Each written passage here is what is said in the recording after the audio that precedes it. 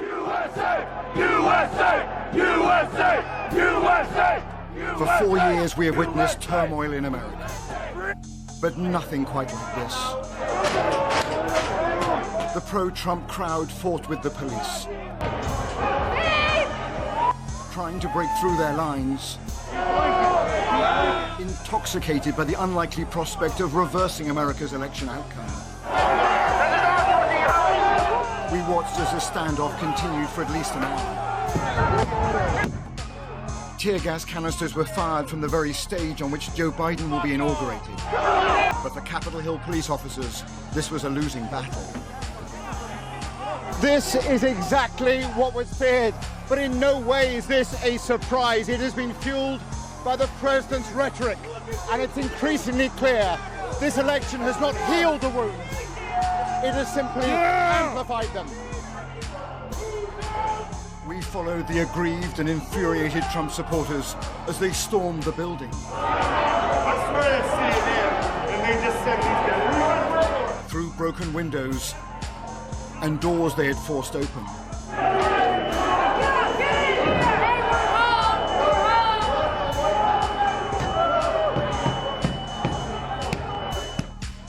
And for a few heady moments they felt they had won a precious victory.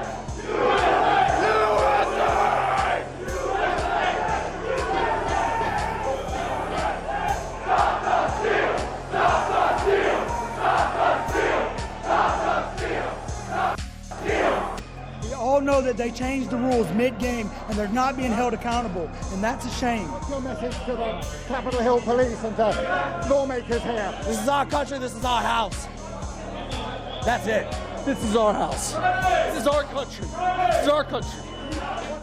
Inside the chamber itself there was chaos. Agents hastily blocking the doors with furniture to keep the protesters out. Officers ready to open fire as a last resort.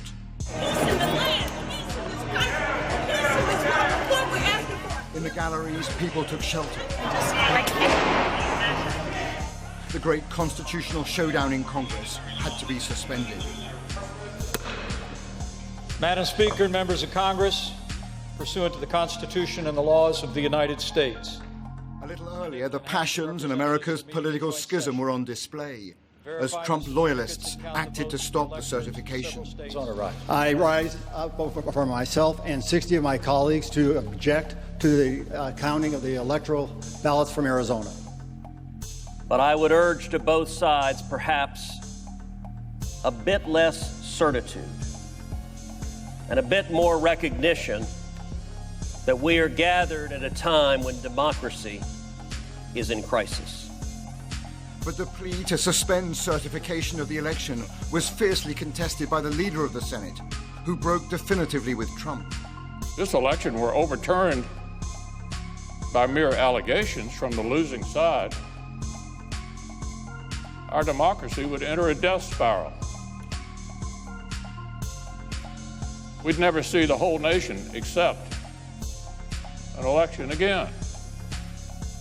100 miles away in Delaware, President-elect Joe Biden pleaded for the intervention of the one man who could halt this.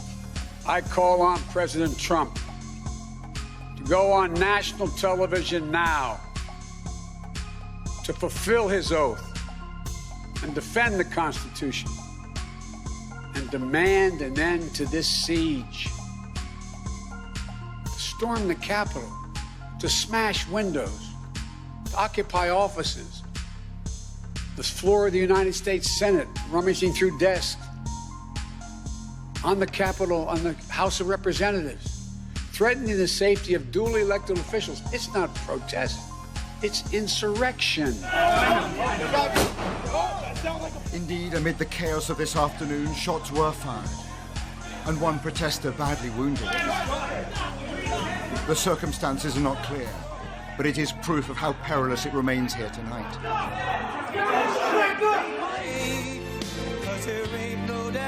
This morning, the president spoke to the crowd in front of the White House, repeating his false claim that the election was stolen.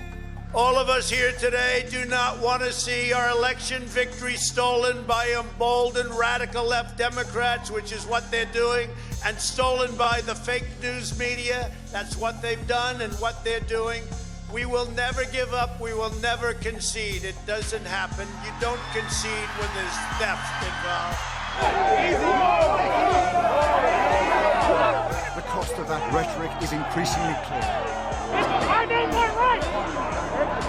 As crowds tonight are still swirling around Congress.